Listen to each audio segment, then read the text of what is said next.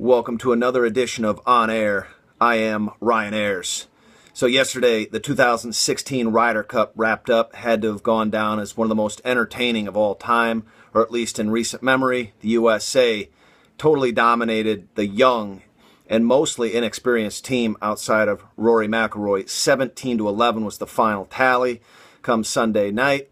And a little later, after those final matches took place at Hazeltine in Minnesota, we get the European squad going home crying. Mainly, Danny Willett was leading the charge in that. And what does he expect after his brother posts a bunch of trash overseas just days before leading up to the first matches teeing off on Friday? You're going to get a little bit of overzealousness from the fans when automatically something like that comes out talking trash about the American side. So you've got that. The alcohol issue. When you're at any sport event and they're going to continually serve at least beer or any type of alcohol all day long, you're going to run into some issues with some lippy fans. I want to say 95%, if you can throw it out there, are great fans at sporting events like this. It's just that few out there that have too much to drink and make a bad name or spoil the fun for some of the players and some of the fans.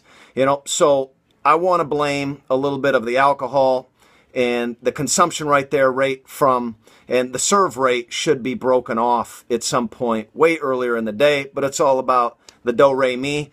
So I guess the United States is going to take a little egg on the face because of some fans that were calling out some of the European side. But I look at the other side of the coin, and you look at Rory McIlroy, especially Friday night when he did the gesture and the bow to the fans. That's going to get some people a little bit irritated.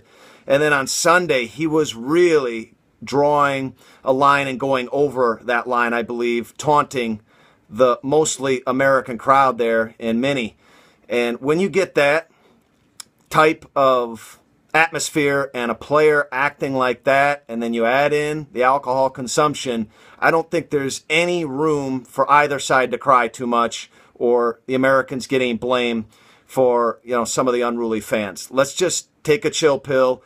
It's supposed to be a lot of fun, this Ryder Cup competition between what should be friendly rivals in the United States guys and the European players. So let's take a step back and not overreact to what took place. Congratulate the United States team. Patrick Reed stepped up, and he's going to be an icon forever now in the USA golf terms, and you got to look at Phil Mickelson as well. He's the one who brought about the task force, and he put this 2016 Ryder Cup on his back mainly, with as well the main captain, Davis Love. So Phil also came through. Team not only did excellent, he did well as well. 2-1-1. He had 10 birdies in his final singles match on Sunday against Sergio, another guy that was inciting the crowd at times. So the Europeans can't cry too much. I think they're crying because of spilt milk at this point. If they would have won this tournament, they wouldn't be talking about the fans. And let's break it down. When it all comes down to it, the golf fans are pretty tame. Maybe a few of them said some lippy stuff that got out of control. But look at what took place yesterday on the gridiron. A Ravens fan right now is sitting in a Baltimore hospital because a visiting Raiders fan felt like he had to put the beer muscles on and beat the hell out of somebody until he put him in the hospital fighting for his life. So golf fans, I think we can relax about what took place and maybe take a better look at what's going on in the football world, because those fans of the NFL are just getting out of hand to the point where they're threatening others' lives. So, with that, I want to let you know you've just been on air, and I am Ryan Ayers.